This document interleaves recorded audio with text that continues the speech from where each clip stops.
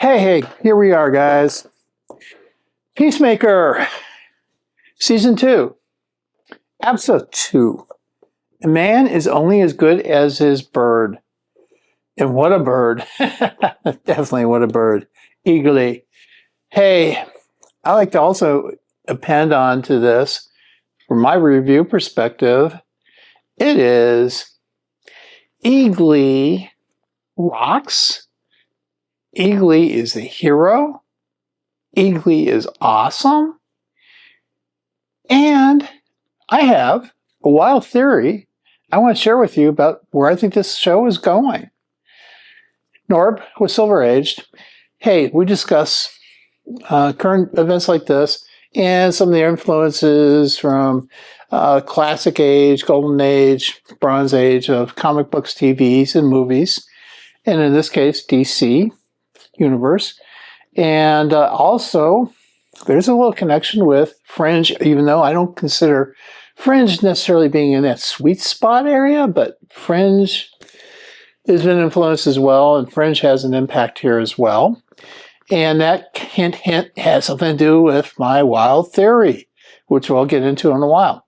So, hey, as I said, Normal Silver Age, young channel, growing.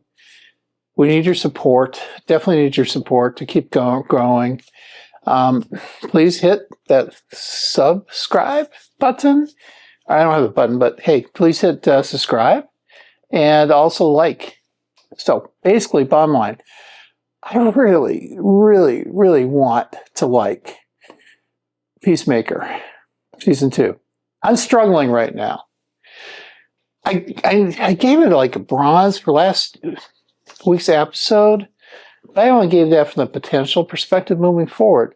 But I'm looking at this from sort of a different lens in Star Trek Strange New World. But the lens I'm looking at through is they're assuming a lot that you know. If you didn't watch Peacemaker 2, you didn't watch Suicide Squad 2, you don't really know the driver behind some of these characters. You don't know the flaws that these characters have. You don't know what their challenges are. And you don't have a complete sense of direction of why Chris Smith, Peacemaker, going through this one portal door and coming across his dad is such a huge thing. Unless you knew that, he killed his dad the last season of Season 1.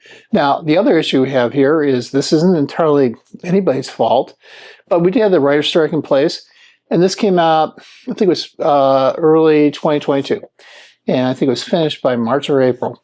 So there's a big gap that people don't remember what's going on. So I think that's a problem. But I'll tell you, one of the things that definitely rocks, as I said on this, Eagly. I keep wanting to say Eagly. Bottom line, from my review perspective, I'm going to tell you right now, as I said, I really like this. I'm frustrated right now. I'm hoping it's going to go the right way, but sometimes it's chaotic. Sometimes you get little pieces that just don't seem to make any sense. They're just little put things in here. And like I said, they assume you know too much, James Gunn. You're assuming people know too much. So I would give this a lead in my scale normally. And lead being the lowest rating possible, like 7, with Latin being the highest. Now, I'm going to give this a 10 only because of Eagly being the hero, the awesome hero in this, the thing that makes you want to watch. And you can see how proud he is in my thumbnail that we have here. So I want to hear your thoughts and comments if you kind of agree high level with that. Now, if you take a look at it from the comic book perspective, Silver Age. Now, Peacemaker was not part of the original DC universe. It got acquired, and I can't remember what comic book it was on. And I never read those comic books. I'm going to be point blank and be honest with you. However, I think what's important to remember from my perspective on DC, back in the 60s, they had this challenge where they had these classic characters from the 40s and 50s, and they weren't using those in their current universe. And they didn't know how better to bring them in. So what they did is they created an Earth 2, an Earth 3, blah, blah, blah, blah, through Earth X, and eventually you got these infinite Earths, with really out of control. And as you probably know from watching me, I'm not a big fan of the multiversal stuff, but I do like some concepts of a couple different Earths, especially when we did a different Earth in Fringe. And I think, that's kind of important here as well. So, and I think, the dimensional pocket thing that is created here, that was created by Chris Smith's dad, Augie Smith, the pocket's similar to what Lex did, but the only difference is this one actually has connections to 99 other dimensions, universes, worlds. I'm suspecting, I may not be, this is not my wild theory, I'm suspecting those all might be Earths in different states of reality, chaos, different developments, maybe dinosaurs survive, all sorts of things like that. And case in point is that one alien we see that Chris doesn't like because he never responds to Chris. You always see him putting something in this incinerator thing and burning it. Well, I think that's important. I think the thing he's burned, that alien's burning, is actually an incursion creature that is causing problems in their plane, their dimension. And through this portal, he's able to capture one, bring it, and destroy it. I think that's important to part of my theory coming up. Now, additionally, Chris Smith, as you may recall from seeing last week's episode, he actually kills himself in a fight. Well, actually doesn't kill him. Gets in this fight from this other universal door that Eagly led him to, where his dad's still alive, even though he had killed him. His brother's still alive, even though he actually killed him too when he was like 10-year-old or something. And it seemed, and then his heartthrob right now, Harcourt, likes him, and he's the one that broke up the engagement with her. So he views it as a great world, and eventually he wants to go over there because when he gets drunk and high, I think he makes bad decisions, and we see that often. But when he got in that fight with himself, Peacemaker, and Peacemaker went up and got skewered. He decided he can't get rid of the body. Why didn't just throw him into another dimensional door? God knows. But he decided he had to get rid of that body, and he calls his friend Vigilante to help him chop him up, and brings him over, discloses about the dimensional door and stuff like that, those doors. Chop him up, and he throws him in to this incinerator. And that's when the alien comes back, and he has this thing that he wants to go in there, and he sneers at him, and the alien left. Like I said, I think that's really important. Now, I also think it's important that when Chris kills himself, or he gets in a fight that his clone or doppelganger gets killed, that creates a vacuum. But I don't think it's a terrible vacuum, because they're sitting here in this pocket universe and they're kind of protected. But I think it creates a vacuum that Chris is going to screw things up, and he's going to cause kind of an incursion, because he's going to start living in this other plane of existence, this other dimension where his dad's in, and he thinks that he's got his love there and all sorts of stuff. And that's part of my wild theory, and I'll get more into that in a little bit. Now, the characters. The problem, once again, every one of these characters, I should say problem, it's an opportunity. Every one of these main characters has got some issue mentally, they screw somebody over, they're not getting support, they're not being who they want to be. They don't understand they had the linkage to be the team and be together formally, but they do party a little bit together. So I think this is going to be the journey through that stuff. Every one of these characters has issues. Additionally, Rick Flagg Sr. definitely has an issue. He's still sad over the loss of his son, and he knew Argus had something to do with it, and he finally found out Chris Smith actually killed his son. So now we're into the revenge mode with Rick Flagg Sr., and he's definitely better, and he's doing everything he can to trap him and that. But if you saw the Superman movie, Rick Flagg Sr. was involved with helping capture Superman and throwing him into this portal, so he knows the dangers of these incursions, these dimensional portal things wreaking havoc on the universe because it almost destroyed Metropolis. So one of the things Argus has been charged with is tracking this stuff. So, I mentioned all that. He decides that Ergmamus is actually paying attention and tracking before he officially takes Argus over, what's going on with Chris Smith, Peacemaker.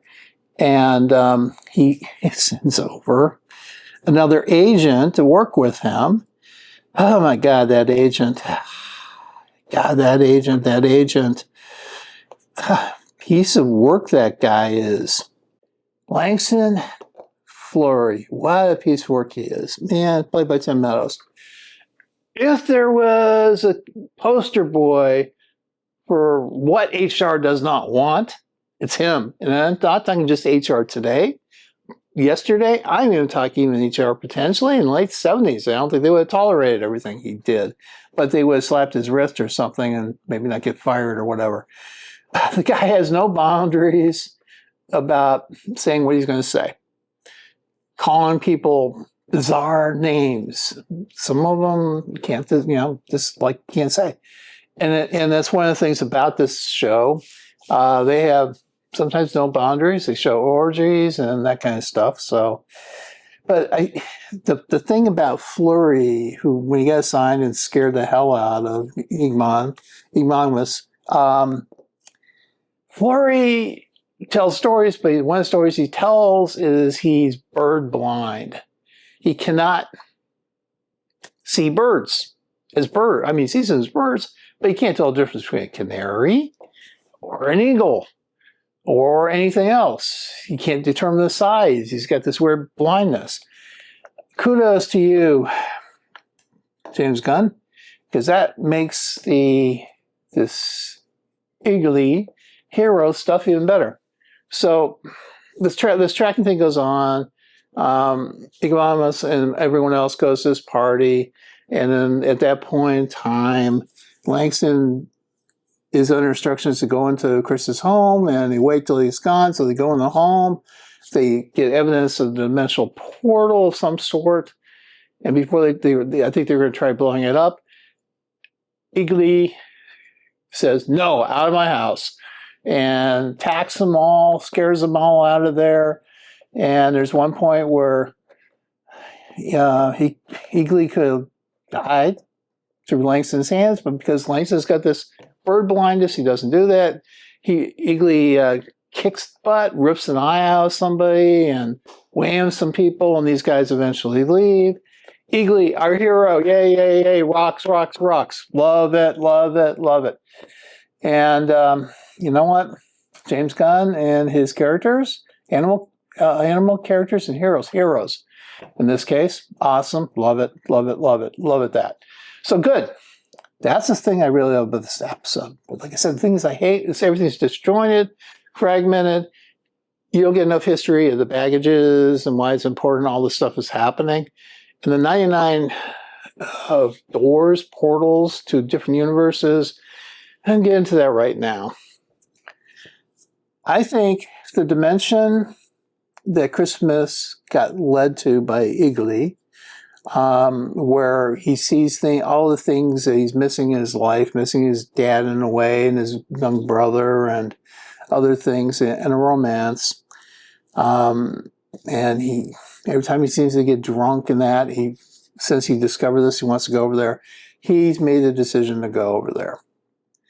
And I think his decision to go over there, in conjunction with killing his doppelganger away from this dimension and universe, taking away that doppelganger's aura, is going to cause a massive problem in that dimensional plane, aka Fringe. That's when you had Fringe, you had these two different Earths developing differently. And we found out when one individual crossed over to the other, and if they were both in the same plane, unless there was a short period of time, things were going to break down and disintegrate. And unless you found a way to fake the aura or hide the auras. And I think because Christmas once gone over, that's going to happen. And I also think those little things that are being incinerated by the four-eyed alien might be some of those incursion creatures, and they're going to cause this universe to maybe start falling apart. And maybe that universe is going to collapse. Maybe not. I'm not 100% sure, but it's going to definitely have some issues. Now, also my theory is, as I said, Rick Flagg Sr. in our universe is thinking and wants revenge on Chris Smith. Well, I think what's going to happen, I think, this is my theory, that when Chris Smith goes over, is in this other dimension, he's going to meet the Rick Flagg he killed.